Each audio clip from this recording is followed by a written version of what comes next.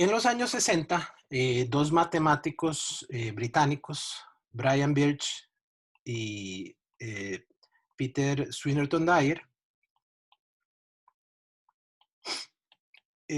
conjeturaron o realmente realizaron una serie de experimentos computacionales este, sobre ciertas curvas algebraicas conocidas como curvas elípticas.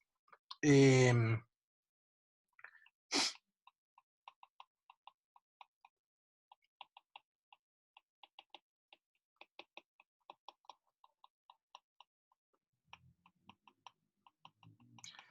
Ellos lo que estaban estudiando, y más adelante lo voy a mencionar ya de forma un poco más detallada. Ellos lo que estaban estudiando era ciertas funciones em, em, conocidas como funciones L de curvas elípticas. Y ellos pues estaban realizando experimentos numéricos y eso los llevó a hacer una conjetura que en su momento, pues se consideraba, por varias razones, se consideraba, digamos, muy audaz. Eh, una de las razones por las que esto era así era que no se contaba con una cantidad suficiente de evidencia numérica que le diera, digamos, un soporte fuerte a la conjetura, eh, ya que las tales funciones L que les estoy mencionando acá eran funciones que no estaban definidas en donde ellos ocupaban estudiarla, donde ellos estaban estudiándola, digamos, en cierto intervalito de los números reales, no se sabía ni siquiera que estuviesen definidas ahí. Ellos las estudiaron para cierta clase de curvas elípticas para las cuales previamente se había demostrado que sí, para esas curvas sí estaban definidas las funciones. Sin embargo, la conjetura que ellos hicieron pues era amplia y abarcaba todas, ¿verdad? Entonces, esas eran, digamos, dos razones por las que se consideraba que era muy audaz, ¿verdad? La conjetura. Con el paso de los años, fue tomando mayor credibilidad al irse acumulando la evidencia numérica, aparte de que fueron pues, surgiendo ciertos resultados teóricos, ¿verdad? Y eventualmente, en el año 2000, el Instituto Clay, el Instituto Clay de Matemáticas,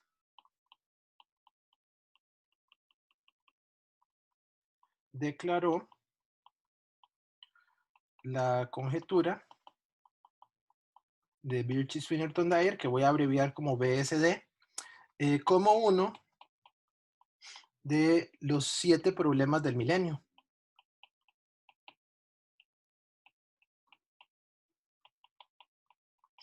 Estos problemas del milenio, pues, fueron escogidos por un comité, ¿verdad? Con algunos de los matemáticos más prominentes en distintas áreas, y pues esta fue una de las escogidas como problemas que se cree eso, cuya solución es muy difícil, ¿verdad? Y que se cree además que pues su solución, ¿verdad? Crearía una enorme cantidad de matemáticas muy importante. Bien, entonces, pues el objetivo que tengo en este coloquio es tratar de darles una idea. Esto es matemática, ¿verdad? Que es bastante avanzada, ¿verdad? Algunas cosas para poder justificar todo de buena manera, se necesita pues bastantes conocimientos, ¿verdad? E incluso si uno asume que las personas pues tienen ciertos conocimientos, incluso justificar todo, ¿verdad? Dar la explicación de todo de buena manera requeriría bastante tiempo. Entonces yo voy a tratar de hacer, es darles una idea, eh, y ya pues luego los que les parezca interesante, eh, con mucho gusto yo les puedo dar algunas referencias, por si quieren investigar un poquito más.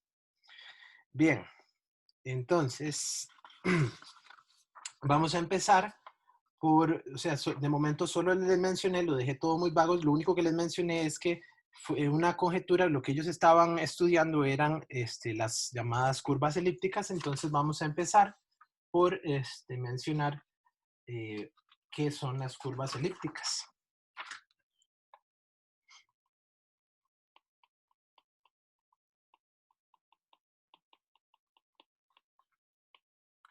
Bien, eh,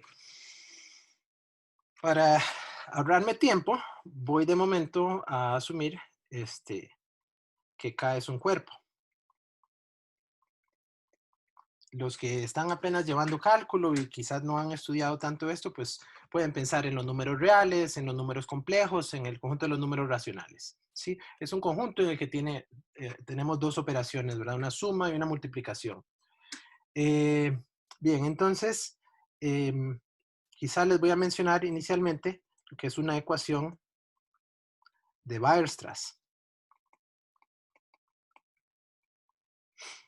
Una ecuación de Weierstrass, vamos a denotarla por E, para nosotros va a ser una ecuación de la forma y al cuadrado más a sub 1 por xy más a sub 3 por y igual a x al cubo más a sub 2 por x al cuadrado más a sub 4 por x más a sub 6 con los coeficientes a sub i en el cuerpo K.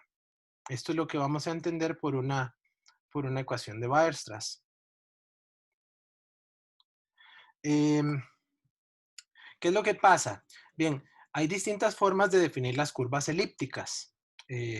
Unas, pues quizás se pueden considerar más generales que otras. En fin, a final de cuentas, lo que sucede es que eh, si uno desarrolla suficiente teoría, se puede demostrar que las curvas elípticas al final se pueden modelar, digamos, por este tipo de ecuación de Weierstrass. Hay una condición, sin embargo. Hay una condición. Eh, bueno, uno puede hacer cambios de variable, digamos, que lo lleven a obtener una ecuación de este tipo. Eh, lo que sucede es que los gráficos de estas ecuaciones pueden tener formas eh, distintas.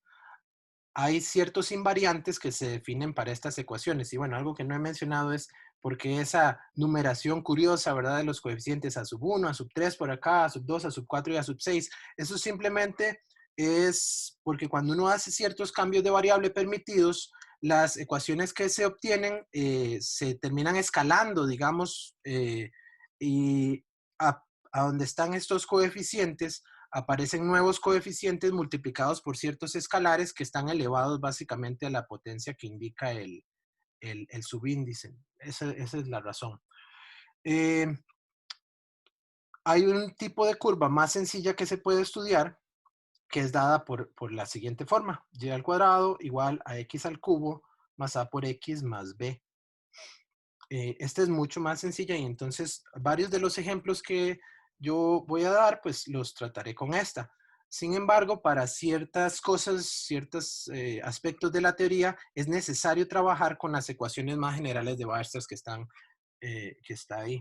Pero para muchos efectos, este tipo de curva es más que suficiente. Eh, para este tipo de curva o de ecuación un poco más sencilla, eh, digamos, si se trabaja sobre los números reales,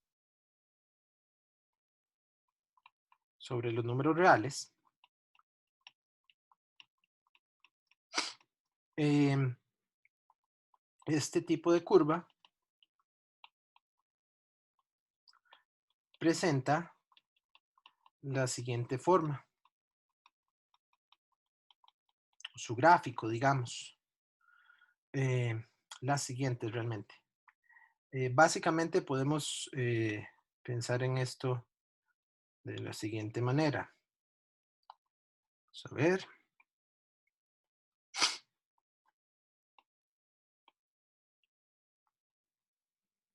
Bien, una forma que tienen puede ser así. Noten que es simétrica la gráfica respecto del eje X. Mi dibujo quizás no está tan bueno, pero debería ser simétrico. Puede presentar también la siguiente forma, el gráfico. Pero también podrían presentar la siguiente forma.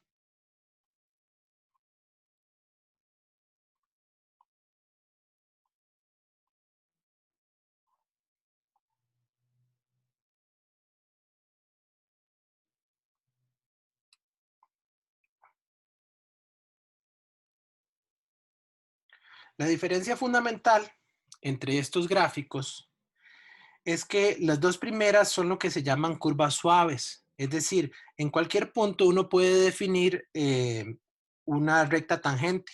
No hay mayor problema.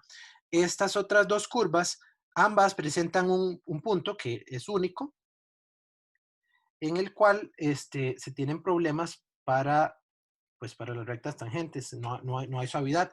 En estos dos ejemplos que di, son esos dos puntos que marqué con un círculo en el origen. Las curvas que nosotros vamos a llamar curvas elípticas son, digamos, las dadas por esta ecuación que está encerrada en el círculo, pero las que corresponden a curvas suaves, es decir, como los dos primeros casos de acá. Las otras no, las otras son llamadas curvas singulares. Y pues se dice que la ecuación de Weierstrass es singular o no singular según sea el caso. Eh, bueno, para esta no escogí el modelo, pero digamos, o sea, para esta no encontré, no me molesté en buscar un valor de A y de B, pero esta, por ejemplo, es modelada por y al cuadrado igual a x al cubo menos x. Esta de abajo puede ser y cuadrado igual a x al cubo. Esta y al cuadrado igual a x al cubo más x al cuadrado. Este es un ejemplo de una que se conoce como la cúbica cuspidal y esta otra, pues, la cúbica nodal. Eh, Esto es, digamos, en los números reales. Les dije, pues, la definición esta es sobre un cuerpo y eso, pues, tiene relevancia porque en teoría de números hay distintos cuerpos que se pueden escoger que tienen interés aritmético, digamos. Uno, pues, son los números racionales o extensiones finitas de los números racionales, cuerpos locales, etcétera. Pero bien, eh, estos son los posibles gráficos más o menos en los números reales. Eh, pues aparte de que gráficamente sí se diferencian, ¿verdad? Porque están los puntos estos singulares en estos casos. Hay un invariante que se conoce como el discriminante, que se puede definir para este tipo de curvas. En el caso en el que la curva es dada por la ecuación y al cuadrado igual a x al cubo más a por x más b, digamos con a y b en un cuerpo, K, ¿sí? El discriminante, delta sub b, se define como menos 16 por 4a al cubo más 27 b al cuadrado. Entonces, esencialmente, eh, las curvas E suaves son caracterizadas por el discriminante, son caracterizadas por que el discriminante no es cero. Y las que son singulares son las que tienen discriminante cero. Es decir, estas dos de acá arriba, el discriminante es cero. Entonces, con solo mirar pues ese número ya uno puede pues fácilmente saber si tiene una ecuación de Weierstrass que le da pues una curva elíptica o no. Para la ecuación de Weierstrass más general, esta de acá, de igual manera se puede definir un discriminante, pero pues la expresión es bastante grande, ¿verdad? Y no la voy a escribir. Pero para esa de igual manera se puede definir un discriminante que igual eh, caracterizaría pues si está uno ante un caso singular o no. Bien. em,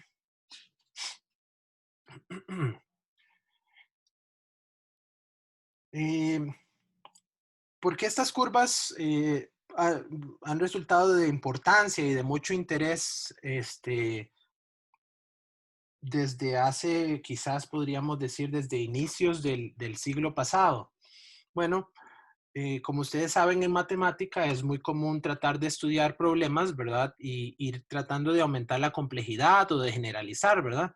Así como en la historia, pues, del desarrollo del álgebra, primero se estudiaron, pues, digamos, ecuaciones lineales, quizás en una variable, después ecuaciones cuadráticas, después ecuaciones cúbicas, pues lo mismo pasa cuando se estudian curvas algebraicas. Eh, pues las más sencillas, ¿verdad? Eran las dadas por, digamos, ecuaciones polinomiales de grado uno que esencialmente pues representan rectas en el plano, pues después están las cónicas, ¿verdad? Y las curvas elípticas pues son, digamos, eh, las que están en el siguiente nivel de dificultad. Eh, Hay ciertos problemas que ya, digamos, si uno aumenta mucho el grado, otras variantes, digamos, involucrados, los problemas pueden ser casi que intratables o muy difíciles. Y las curvas elípticas, pues, al ser grado 3 digamos que son difíciles, pero todavía permiten, ¿verdad?, hacer muchas cosas con ellas. Entonces, esa es quizás una de las razones por las que se han estudiado tanto en los últimos más de 100 años. Eh, una de las cosas particulares acerca de estas curvas es que uno puede definir una adición de puntos. Adrián tiene una pregunta en el chat. Ajá. ¿Quién tiene la pregunta? En el, en la discusión, en el chat. Yo, Es perdona, de William, sí. William, sí. el discriminante, cuando uno hace una cuadrática y la quiere completar cuadrados, el discriminante sale dentro de la raíz porque es la forma de despejarlo. Ajá. Similarmente es que se obtiene esa delta sub e. De hecho, esta delta tiene que ver, sí, con el discriminante de este polinomio cúbico, claro. Básicamente, lo que eso le mide es que este polinomio no tenga raíces repetidas, digamos. Entonces sí sale, por ahí está relacionado con eso. Quizás no de completar cuadrado, pero está, o sea, corresponde básicamente con el discriminante del polinomio cúbico. Bien, entonces les decía que una de las particularidades de estas curvas es que se puede definir una adición de puntos. No voy a entrar en tantísimo detalle, voy a tratar de describir esto más que todo de forma geométrica. Pero bien, en las curvas elípticas se puede definir de forma geométrica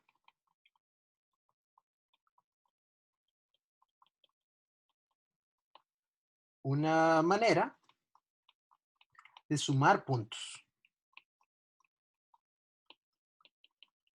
para obtener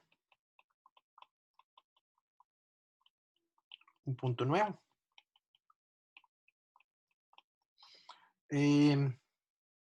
Voy a hacer un dibujo para describirles cuál es la idea. Ok. Digamos que la curva elíptica que tenemos tiene la siguiente forma.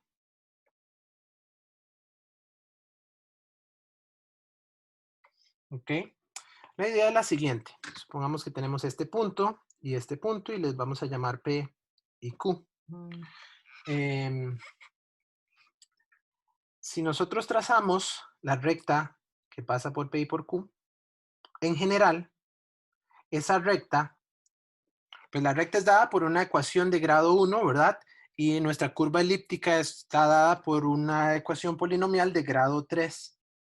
Entonces, si nosotros queremos ver los puntos de intersección, ¿verdad? Básicamente, pues uno tiene la ecuación y cuadrado igual a x al cubo más a por x más b.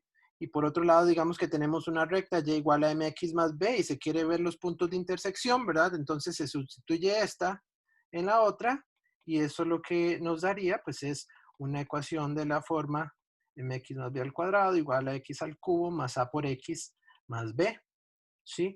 Y bueno, desarrollando esto, pues eso lleva a una ecuación cúbica en x, que sería x al cubo menos, ¿cómo es? Menos m al cuadrado, mm, sería más, perdón,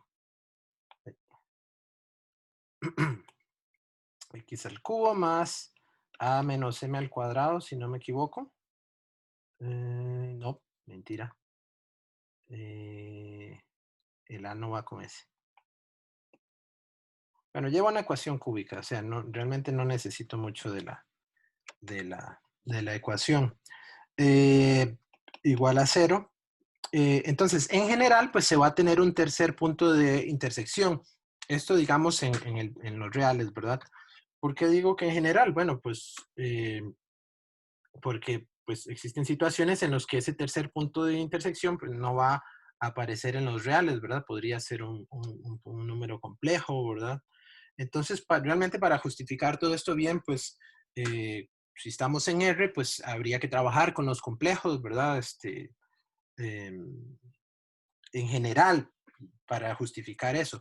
En este caso no, porque ya se están tomando dos puntos que sí están en R, ¿verdad? Entonces eso diría que la ecuación cúbica acá ya tendría dos raíces reales. Si una ecuación cúbica tiene dos raíces reales, se sabe que tiene dos raíces reales, la tercera tiene que ser real también. Entonces aquí no va a ocurrir ese problema. Bien, entonces, ¿cómo es que se ha definido esta adición? Se toma este tercer punto de intersección y básicamente como la ecuación cúbica, en este caso, que estoy tomando la ecuación de Weierstrass más sencilla, es pues simétrica respecto del eje X, entonces el punto que se define como la suma de P y Q es el punto que se obtiene al reflejar respecto del eje X. Pues eso hay razones históricas, ¿verdad? Y es algo muy interesante, pero no hay tiempo, digamos, para discutir eso. Cómo se llegó, digamos, a esta definición. En fin, de esta manera geométrica se puede definir esta adición de puntos. Y lo que es realmente interesante es que esto lleva a que esta adición sea no solo cualquier tipo, digamos, de operación binaria, sino que nos da una ley de grupo. Y esta ley de grupo es conmutativa, es abeliana. Entonces se llega a obtener un grupo abeliano. Aquí hay que considerar, pues obviamente, ciertas particularidades. Pues por ejemplo, hay casos, ¿verdad? Que también hay que estudiar por separado, porque, por ejemplo, si tenemos esto y tenemos este punto P y queremos hacer P más P, ¿verdad? Bueno, entonces, ¿cómo hacemos, verdad? Porque antes estábamos tomando una secante.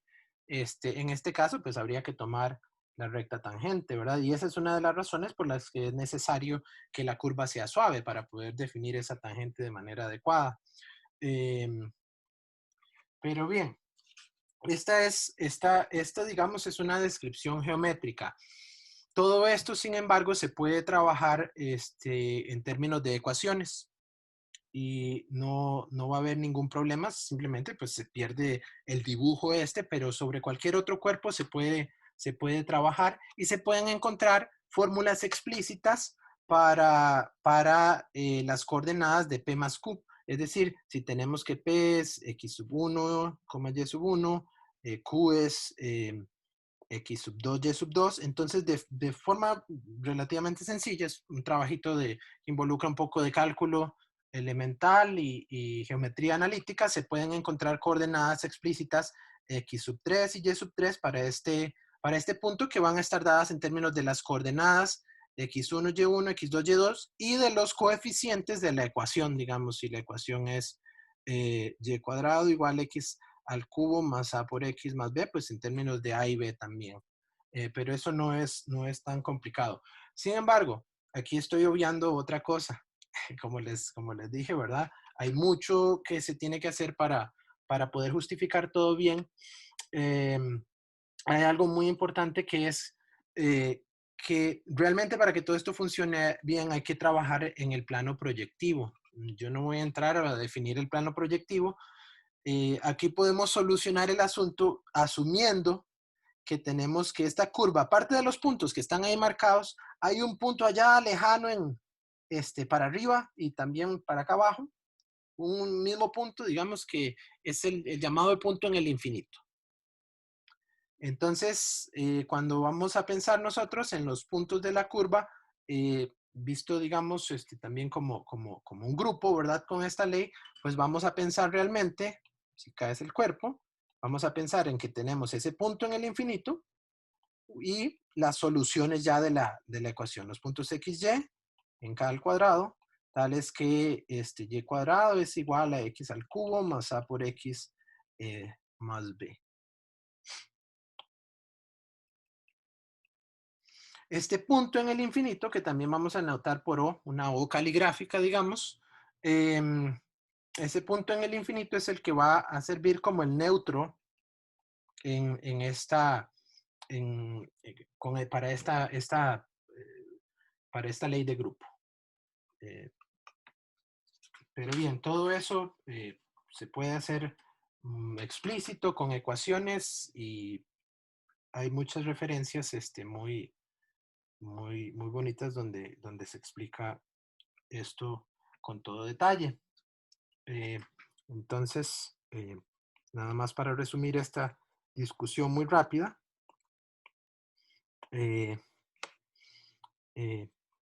Si E sobre Q, digamos, y vamos a escribirla pues más general, bueno, quizás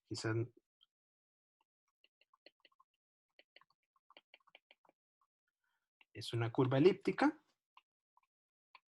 perdón, no sobre Q, no, sobre cualquier cuerpo, sobre K. Es una curva elíptica.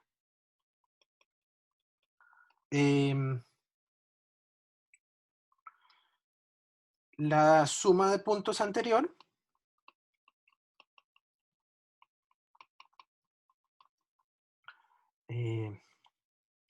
define una ley de grupo en el conjunto de puntos sobre K, con coordenadas en K. Este grupo es abeliano o conmutativo. Eso creo que debería ser más o menos evidente por la forma, ¿verdad?, en que se define. O sea, aquí para tomar la recta que pasa por P en Q, ¿verdad?, es lo mismo que la recta que pasa por Q y P. Entonces, eso no es tan complicado, digamos. La parte que resulta más difícil de demostrar cuando se hace la teoría es la asociatividad de esta operación. Las otras propiedades son relativamente sencillas de chequear. La asociatividad es la que resulta más complicada. Entonces, la mejor manera de hacerlo es desarrollando más teoría. Bien, esta, digamos, fue descrita se las describí para estas ecuaciones. Hay una definición de una suma de puntos completamente análoga cuando se trabaja con la ecuación de Weierstrass más general, la ecuación grande que escribí antes. Pero es más sencillo de escribirla en este caso. Sin embargo, es geométrica, es muy parecido la forma en que se define. Para darles un ejemplo,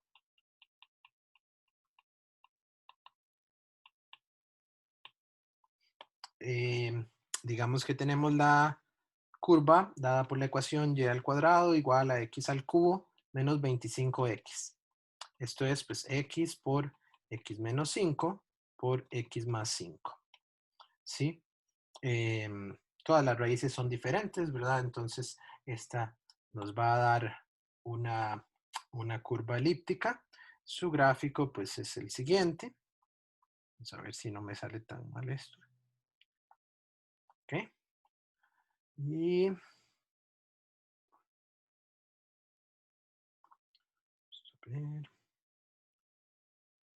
de esta forma. Y fácilmente se ve que esta curva pues tiene los puntos, bueno, esto es 0, esto es en 5 y esto es en menos 5, que corresponden a las raíces del polinomio cúbico en X. Entonces un punto de esta curva, digamos, es el punto P igual a 5,0. Otro punto que fácilmente se verifica está en la curva es el punto Q, que es menos 4,6. Entonces el punto P es este de acá. El punto Q, digamos que estaría como por acá. Y entonces, suave, que hice mal.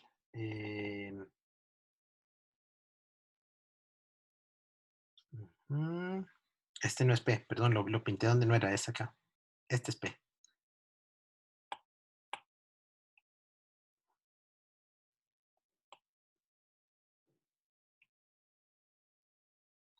Ese es P. Entonces, si nosotros quisiéramos hacer la suma de P y Q, ay, señor, ayúdenme a hacer esta. Tenemos que considerar la recta que pasa por P y por Q.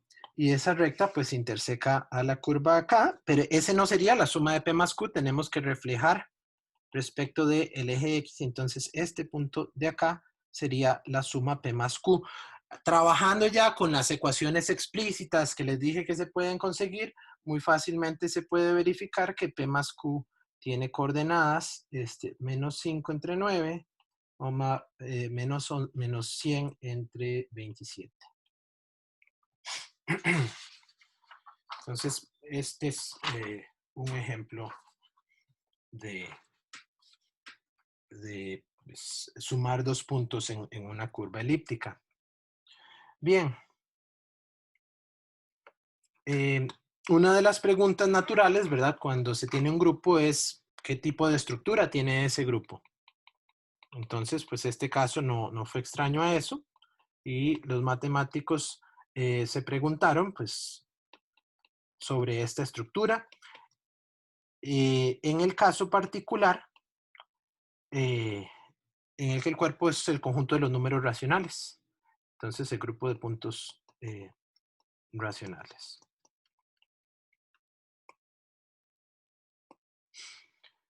Bien, entonces en el año 1908, Poincaré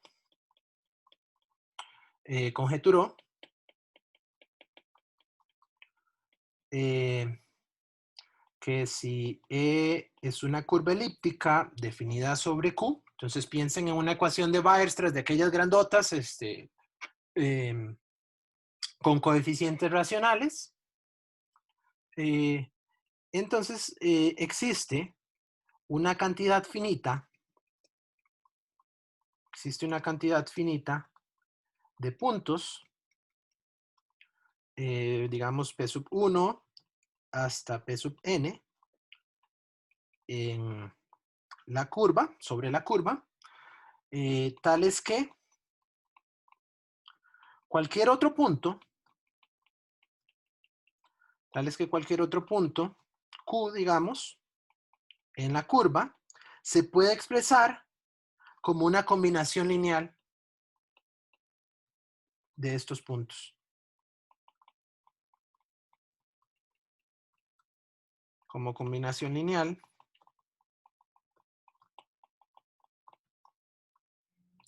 Q igual a sub 1 por P sub 1 más puntos más A sub n por P sub n con los A sub i números enteros, donde obviamente aquí estamos, esta suma que aparece ahí es la suma de puntos en la curva que se definió antes.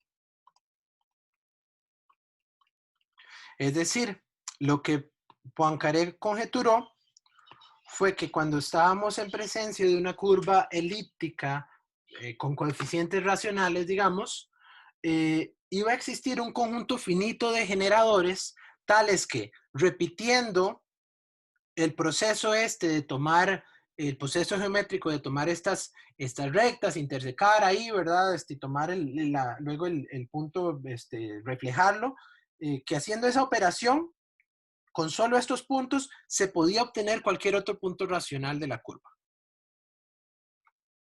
Entonces, esa fue una conjetura que hizo Poincaré. Bueno, quizás esto no debería ponerlo. Pero básicamente, Poincaré lo que conjeturó es que uno tiene una curva elíptica, ¿verdad? Y entonces por ahí, si los coeficientes están dados sobre Q, entonces va a haber una cantidad finita de puntos.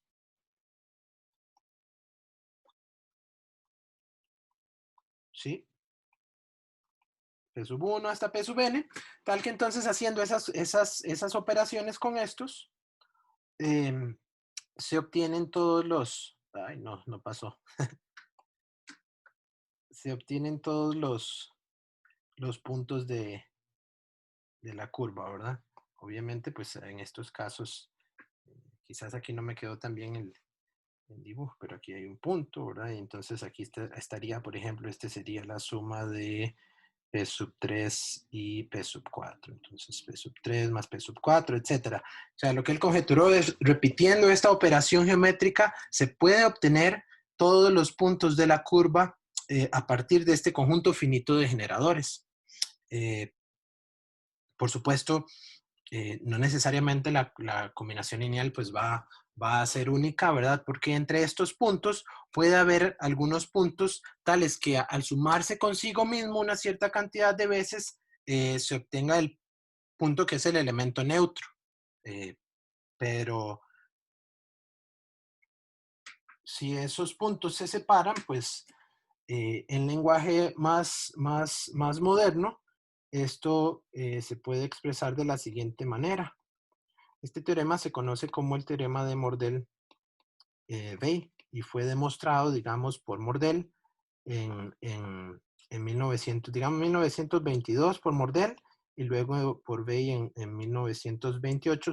Básicamente voy a enunciarles el caso demostrado por Mordell, que era sobre los racionales, lo que conjeturó originalmente Poincaré.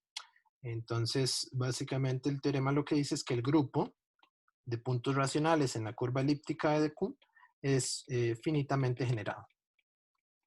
Es un grupo abeliano finitamente generado. Y esto en particular implica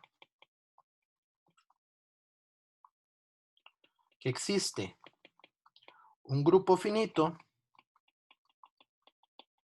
T y un entero R mayor o igual a 0, tal es que el grupo de puntos racionales en la curva es isomorfo como grupo a T suma directa con Z a la R. Este T es básicamente lo que se conoce como este es el subgrupo de torsión, y R se conoce como el rango de la curva elíptica E. Esto es, digamos, teoría de grupos básica. En fin, si uno separa el grupo, el subgrupo de torsión, que lo que contiene es el conjunto de puntos, digamos P en E de Q, tales que existe un N en Z mayor o igual a 0, digamos, mayor o igual a 1. Existe N, con N por P, que es básicamente P más P más P, que esto nos da el elemento neutro. El neutro. ese es el subgrupo de torsión, pues se conoce que ese subgrupo es finito, ¿sí? Y entonces, si se logra separar, pues lo que está acá es lo que se conoce como la parte libre, y entonces los generadores ahí, digamos que las combinaciones lineales de esos sí serían únicas, ¿verdad? Donde podría haber variación es en la parte del subgrupo de torsión. En fin, determinar determinar T es posible de forma algorítmica.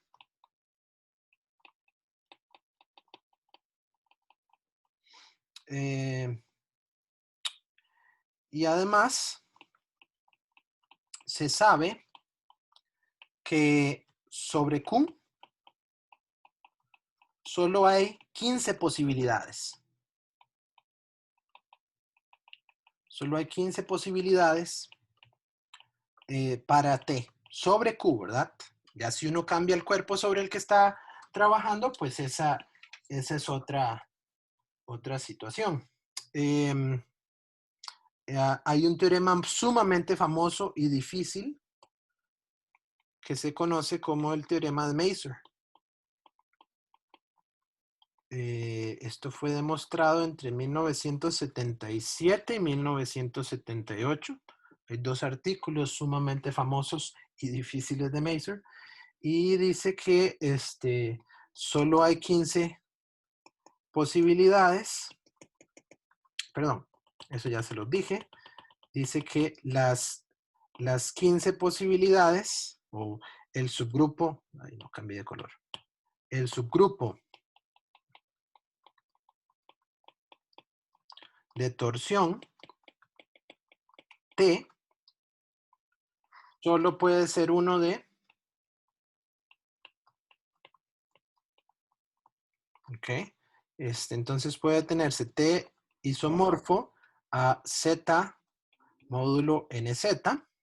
Estos son los enteros módulo N, ¿no?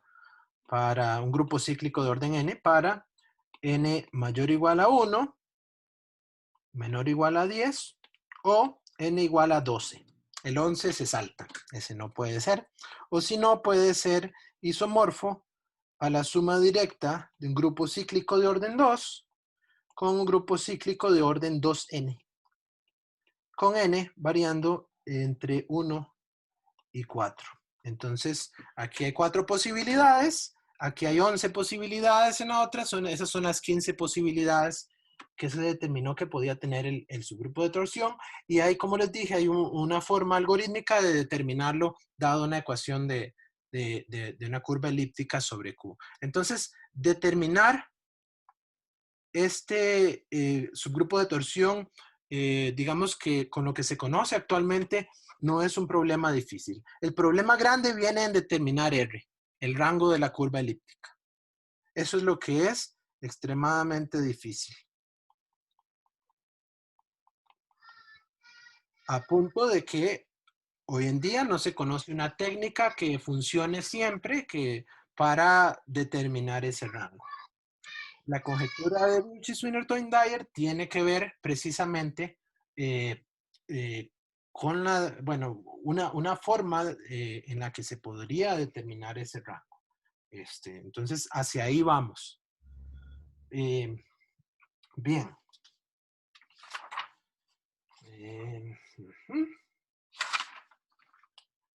Ok. Muy bien. Entonces, vamos para el 3. Curvas elípticas sobre cuerpos finitos. Bien. Entonces, algo que es una técnica importantísima en la teoría de números es que cuando se van a estudiar las llamadas ecuaciones diofánticas, piensen en una ecuación polinomial con coeficientes enteros y que se quieren buscar soluciones enteras, por ejemplo. Una técnica que es muy usada es buscar lo que se conoce como la reducción módulo un entero n, es decir, reducir todos los enteros que trabajan módulo n, o sea, trabajar sobre los enteros módulo n y ver si ahí hay soluciones. ¿Sí? Pues esta técnica no es ajena al estudio de las curvas elípticas y en particular estudiar las curvas elípticas sobre cuerpos finitos es algo que se ha hecho desde hace mucho tiempo y que ha producido pues, resultados sumamente importantes. Entonces, digamos, denotamos por f sub p a los enteros módulo p, z módulo pz para p un primo. ¿Ok? Entonces, básicamente, pues pensamos fp, lo podemos pensar como 0, 1, 2, hasta p-1, ¿sí? Son representantes y pues ustedes ya saben cómo trabajar con esto, lo que a veces llaman la aritmética de reloj, ¿verdad? Digamos que aquí aparece p-1, ¿sí? Bien, entonces vamos a trabajar únicamente con los cuerpos de p elementos, donde p es un número primo.